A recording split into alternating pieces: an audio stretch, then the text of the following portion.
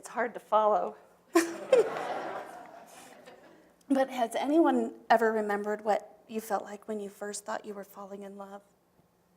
I remember my first boyfriend in the 6th grade was Clem Castellano. He was about this tall. And he was in the drum group. I was in percussion, and he was in percussion, and I thought, if I play the drums better than anybody, he'll want to be my boyfriend. And so I did, and he was my boyfriend. And it was wonderful, and I don't know what boyfriend really looks like in the 6th grade, but for us, you sat at separate tables, and you talked about each other, and you might sit next to each other if you had to in band, but it really wasn't anything that really looked like what we would think it does. But then pretty soon, I got so good, I beat Clem, and I got first chair, and it was over. So I didn't realize I was supposed to be good enough, but not that good. But that didn't stop me, because I decided that at that point that I was just going to beat everybody in drums, and I was going to be first chair, darn it. And I did. I know Troy, when he was in the 1st grade, decided that if he learned how to sing like Johnny Cash, the burning ring of fire, all the girls would love him. And so he tried really hard. And he sings it to this day, and I love it because he's got this great bass voice. But we do silly things for love. We do silly things, and we show up in funny ways. And people, I have a quote from Colin Firth. It's a very dangerous state. You're inclined to be reckless and kind of tune out the rest of your life and everything that's been important to you. It's actually not that pleasurable. I don't know who the hell would want to get in a situation where he can't bear an hour without somebody else's company. Apparently he hasn't been there yet, I guess. Because I don't know about anybody else, but that feeling of love is so grand. And it's so big. And I remember when I was in high school and I was falling in love with my first high school boyfriend, and we were in the car, my mom and I, we were driving into the driveway and the garage door went up, and my dad was getting out of his car and walking into the house. And I went to say something to my mom, and I see this funny look on her face. And then she just kind of smiled to herself. And I said, hey, Mom, what does falling in love feel like? And she said, it feels like there's 1,000 butterflies in your chest and that it's about to just burst open. And it hurts, but in a really good way. And I thought, wow, I don't know if I like that. But it was a great description if you think about it. So I want to see if you'll play along with me for just a minute and close your eyes if it feels comfortable to you. And I want you to take a big breath. And slowly release it. And I want you to recall a time that you felt that love. Was it when you looked on your child's face for the first time? Was it that first kiss? Was it snuggling with your kids or your parents? Was it that time your dog first met you at the door wagging its tail? Now, right here at this moment, there's a physical feeling in you. It could be in your heart, it could be in your mind, it could be in your throat. But there's a physical feeling. And for many of us, it has a color associated as you're feeling it.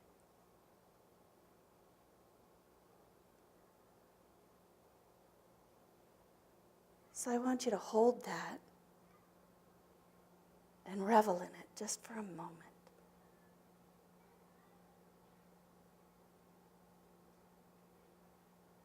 Taking in another deep breath, releasing it slowly, and thanking that feeling for being there.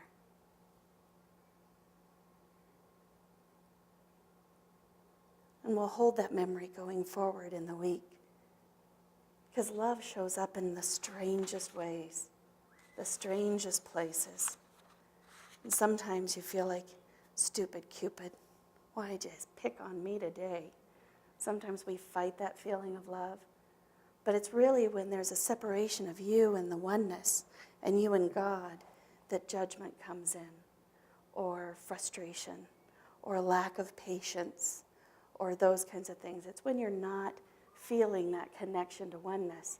Because really the energy and the flow of energy of love is the flow of God. God and love are the same thing.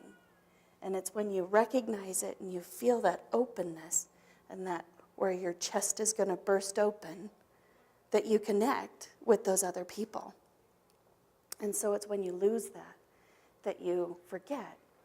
My mom's a great example of this, and I think she's always been my shero, and I know I've talked about her before, but she taught me a lot about love, acceptance, kindness, those kinds of things. But I remember working at a ranch for troubled kids. I worked on the ranch for boys, and she worked on the ranch with girls. And I always thought I got the better dig because girls have hormones. I was wrong. It turns out boys have a lot of hormones too.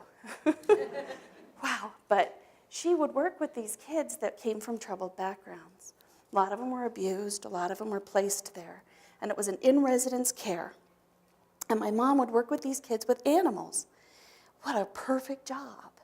You get to play with the animals and you get to work with the kids and their relationship with the animal. And my mom would never get frustrated. I mean, some of these kids were mean and they would say horrible things. I don't know, how many of you have raised teenage girls? Yeah, we have some pretty pointed things come out of our mouths. And so she would work with these kids and they would have these really bad days and they would be frustrated and they would lash out and they would say things to her. And my mom would smile and just take it and say, okay, we'll move on now, you know. And I'm standing in the background going, oh, no. I would have gotten in big trouble with that one. How come they're not getting in trouble? I used to get in trouble.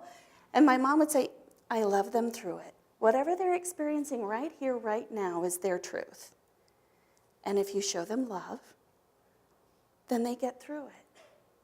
And there's no reason to be angry with where they are right here at this moment. And I thought, wow, what a concept. You know, am I supposed to use this out here in the world? And so you start to recognize that when you're in the street and you're driving and somebody cuts you off, that maybe that's where they are. That's their truth right here, right now. Love them through it. Just love them through it and keep driving. And it's not that easy when you're in rush hour traffic. I know this. I bought the Cube for that reason, so I could actually drive with whimsy. And it doesn't work. Whimsy does not look good, angry. And people don't take you seriously when you're on the road and you're driving whimsy, as it turns out. And so I would get really frustrated, but I have to kind of go back and remember, love them through it. Love them through it, that this is all God in action. And sometimes they've just separated enough that their God's not shining. So yours has to shine more. Right before I got married, my mother sat me down and decided to give me a piece of advice for marriage. And she said, marriage is 110% of giving yourself to that chosen person and letting them know that you are with them 110%. Because sometimes they won't be with you 110%. So you have to work together. It's an ebb and a flow. And I thought, okay. And she says, and you're going to fall out of love. It's inevitable. Just wait for it. It's my wedding day. Could you come up with something a little more romantic for my, advice? And I thought, Mom, seriously, could you be a little better about that? And she said, no, you don't understand. That's its greatness. And I was like, I am so not getting this. And she said, you get tied up in life. You get tied up being a wife. You get tied up being a mother. You get tied up being a vet technician. You get tied up being the neighbor. You get tied up with all the other stuff. And you end up with separation from that person that you're married to. And you forget all the things that they brought to you in your life. And she said, I've fallen out of love with your father a number of times. And I was like, oh, too much information. I don't want to know that you don't love my dad. And she's like, I love him now. It wasn't that bad. But they had been married 25 years. I had gone through being a teen and tested the whole marriage and family. I was not a good teen, but I had put her in a place where she was just kind of over all of it, over life, feeling taken advantage of, feeling bored with it, feeling no adventure, whatever was going on in her at that moment. And there was a separation from Dad, and she just wasn't feeling it. Well, my dad, the consummate romantic, decided that he had to fix this and have her fall back in love with him. So he talked to her boss, and he asked for a week's vacation, that she was going to take her on a surprise vacation. So her boss was like, please, dear God, get her out of here. You can have her, Eldon, for as long as it takes. And so my dad said, okay. So Mom came home from work, and there's the truck packed in the driveway. And he said, go ahead and, go to the bathroom. We're going to get in the car. We're going to go. And she's like, go where? And he goes, it's a surprise. I'm not telling you. She goes, well, I have to pack. And he goes, I already packed. And she's like, but I need to pack. And he's like, no, I've got it all packed. I packed all your stuff. And he's like, Karen, I've been married to you for 25 years. If I don't know your comfortable pajamas and I don't know what you're going to want to wear where we're going, then I haven't paid attention. Get in the car. We're going. And Mom's standing there thinking, whew, okay. Got to let go of some of that control. I'll trust that he's bought all my stuff. And so they get in the car and they drive off. Now, my parents met and married in Yellowstone National Park. They met at a fishing hole, and she was the superintendent's daughter and didn't bother to tell him that she was the superintendent's daughter, the boss's daughter. She said she actually was the daughter of the trash man.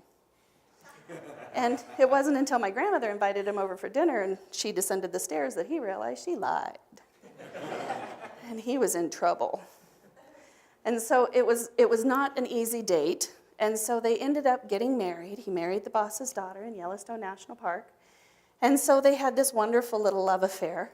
And they had dated, and their first, I think their first 7 summers were spent as seasonals in Yellowstone National Park. So my dad packs her up and hauls her off, and they stay somewhere in between here and Yellowstone National Park at a bed and breakfast where he had packed an overnight bag. She still had no idea what they were doing, but she knew they were heading north. And so then the next night, they pull up in Yellowstone National Park in this one little area that they used to date in and where he proposed. He proposed in an old car, and they were sitting there, and of course, they don't tell us the whole story, but the windows were fogged. So that far we know, but what they didn't realize was that while they were fogging the windows, 2 bull buffaloes had decided that they were going to square off for that same piece of terrain. And so all of a sudden, they hear the snorting and the stuff, and Mom's thinking, I don't think that's a normal sound. And so pretty soon, one of them hits the car. So here my dad is proposing to her in the car. She's saying yes, and the ring's in the trunk. And he can't get out to go get her for her. So they had to kind of live through the bull buffaloes fighting, and then finally he was able to give her ring. So he took her to the same little meadow. And so they pull up, and Mom's like, well, what are you doing? And are we allowed to camp here? This is not a camp spot. We're not allowed to camp here. This isn't, Mom's following the rules. This isn't a campsite. And Dad's going, Karen, shut up. Get out of the car. And Mom's saying, but Eldon, where's the tent? The tent's not in the car. And he goes, Karen, I've got the tent. Shut up. Get out of the car. So they're unloading the car, and he pulls out this old tarp. And he goes over to the 2 trees, and he strings the line, and he puts the tarp across the line and hammers it in. Now, we had a big Coleman tent at home, but Dad didn't want to do that. He wanted to take their first tent. So he strings it up, and Mom's standing there going, we're going to get cold. It better not rain.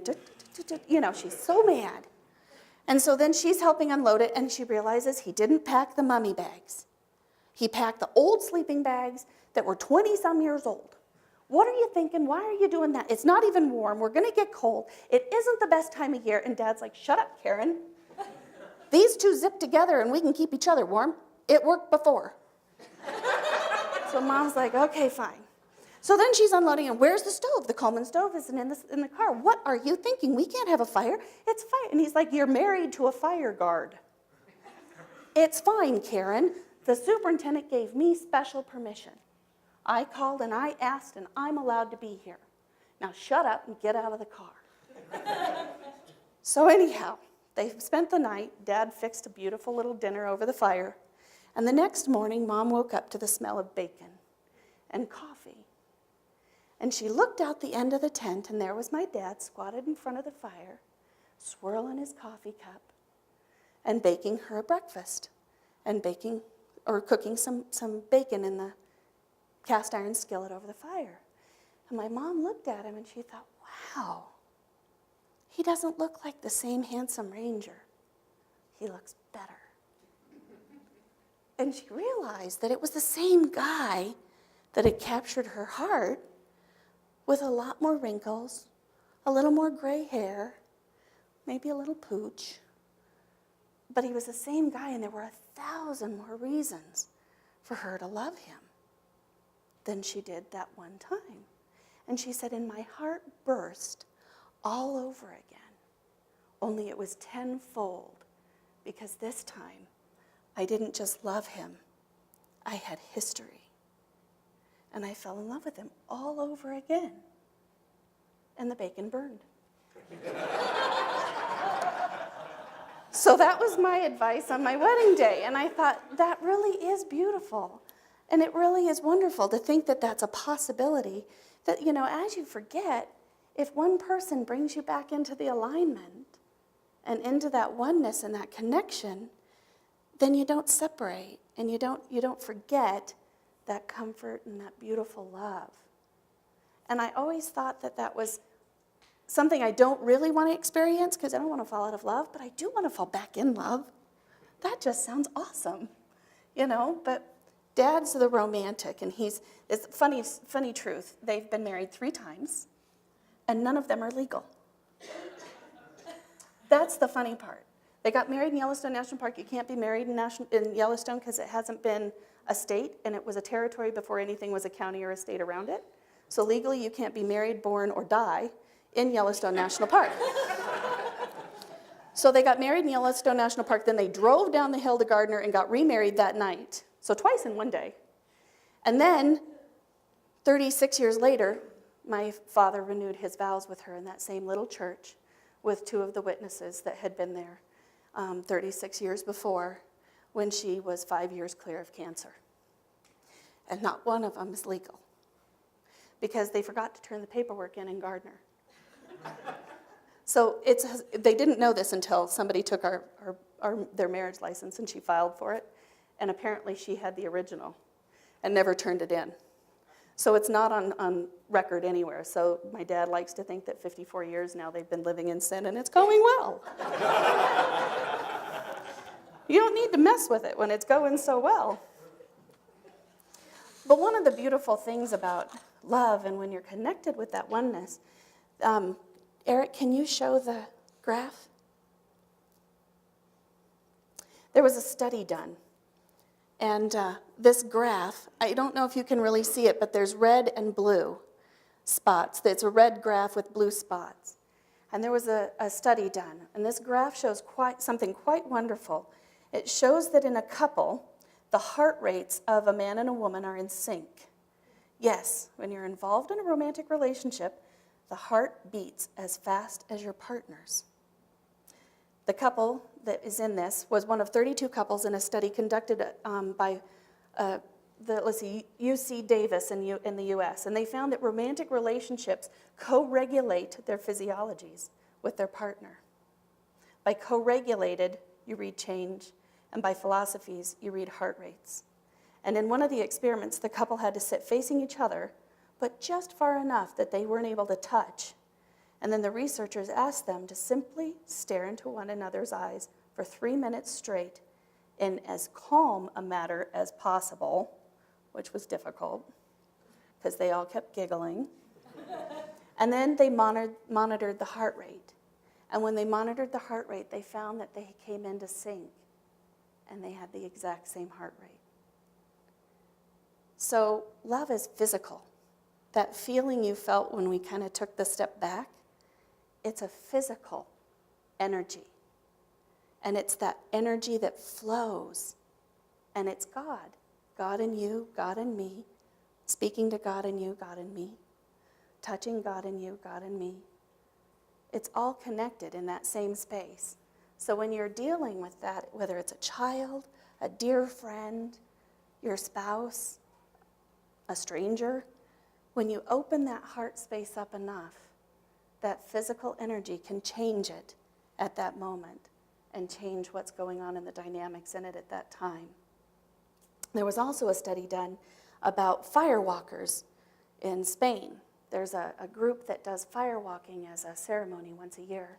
And what they decided or figured out was they put electrodes on the firewalker, and then they put electrodes on the friends and family of the firewalker in the crowd. And the minute that person took a step onto the fire and began to walk, all of a sudden there was change in the heartbeats. And they didn't come together as one exactly, but they started to change together and flow together, where the person on the outside was trying to hold that space of protection, and the firewalker was feeling supported. And so those heart rates changed at that moment. And I find that amazing that our center of our being, our heart chakra, can do that and have that energy in it. And it's just like, it is God, but in that same way as God, it doesn't live in the past, and it doesn't live in the present. The past is memories. The past is the feeling, the residual. And the future is not happening yet. It's a hope. It's a dream. It's an aspiration. But in the present, right here, at that moment, is when the hearts connect and the energy flows. And it's right there that you're connected to the divine. And you experience it in its fullness. Let's see. One of the other quotes that I had is Leo Buscaglia. Does anyone know Leo Buscaglia? I grew up watching him on PBS with my mom in the 70s. And one of his favorite quotes was, filling your loving cup, that you are this vessel of love. And it isn't until you take care of yourself and you fill your loving cup that you have enough to pour out and assist others. I always thought that was a beautiful lesson. But Leo Buscaglia says, find the person who will love you because of your differences and not in spite of them. And you have found your lover for life. I thought that was a beautiful point.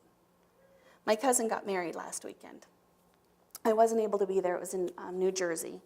And I got to watch it on via live streaming feed, which is really interesting. She married a gentleman who's probably in his 50s, not exactly sure. Never been married, confirmed bachelor. She has 6 kids. They're taking a real test, and they're going to make it because they see it as a connection of family, a connection of spirits, and it was wonderful. But the minister said something really interesting during the service, and I thought, wow, that's really a truer statement, and that's love is a covenant, not a contract. Marriage is a covenant, not a contract. Loving your children is a covenant, not a contract. You're putting your word out there that this is who I am, this is what I am about, is that love for that person. It's not that contract that's so easy to cancel, and I think sometimes nowadays we do take that very easy to cancel. But he was saying that you're taking this covenant to love her and to love him, to love her kids, all 6 of them, and to love grandchildren, and she has to love his job and his path. And it was an interesting point, but I liked the fact that it is that same energy of a covenant, that it is that promise. It's that heart space that you hold for somebody, and you say that you'll be there. I am here, I am love. And so it was interesting to watch in their ceremony. I don't remember what church she belongs to, but it's devout. So, yeah. So when we look at that act of love and we're open to it and we recognize it, it's the flow of the most perfect energy. And there's no way to see it differently. It is perfect energy and form right there, right then, as you're feeling it in that present moment. So as I close today, I want to ask you to hold that feeling that we touched into in the beginning. Hold it in your heart. Recognize it when you're speaking to people. Recognize sharing it with those loved ones and those that frustrate you. Feel it in your car. Have your car just be that little bubble of love. You can do it. But it is that perfect place expressing God, knowing that the power will be, and it comes from that same conclusion and that right place. Mother Teresa said, I have found the paradox that if you love till it hurts, there can be no more hurt, only love. Thank you.